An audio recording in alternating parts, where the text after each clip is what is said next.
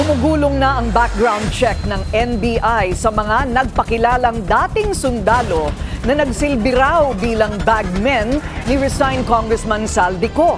May hiling din ang ahensya ng grupo. Ang detalye sa agenda report ni Andrea Salve.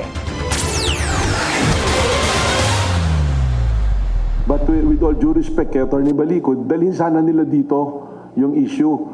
Kasi ang mandato ng NBI, we are the primary investigating agency, hindi po ba? Ito ang panawagan ni NBI Director Melvin Matibag kay Attorney Levy Baligod, ang abogado ng 18 individual na nagpakilalang dating mga sundalo at miyembro ng security personnel ni resigned Congressman Saldico na nag-deliver umano ng male-maletang pera sa ilang matataas na opisyal ng gobyerno. Tila mind conditioning daw kasi ang ginawa ng kampo nang sabihin nitong Office of the Ombudsman lang daw ang maaaring mag-imbestiga sa aligasyon. Partikular pang ipinunto ng NBI Director ang mas naunang press conference noong Martes bago ang formal na pagsumite ng affidavit sa Ombudsman nito namang Huwebes. We respect that, but just the same, we will exercise our mandate. And we're doing it. We have initial findings that, unahan ko na, hindi ko pa pwedeng ilabas sa inyo because of the sensitivity, But we have findings already. Umaasa si Matibag na voluntaryong sasangguni sa kanila ang kampo ng so-called bagmen. Pero kung hindi, dahil gumugulong naman na raw ang investigasyon, maaaring isubpina ng ahensya ang mga ito. Hinggil naman sa mga personalidad na idinawit sa umano'y cash delivery.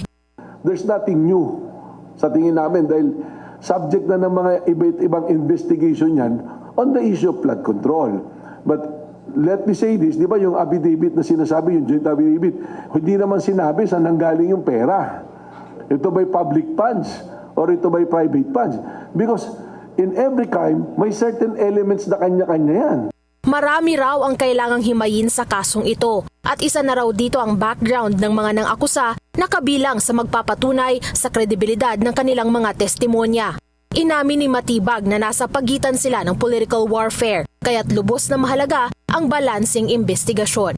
Para sa agenda, Andrea Salve, Billionaire News Channel. Manatiling nakatutok sa Billionario News Channel. Sumubaybay sa aming social media accounts at mag-subscribe sa aming YouTube channel para sa mga bago at eksklusibong balita.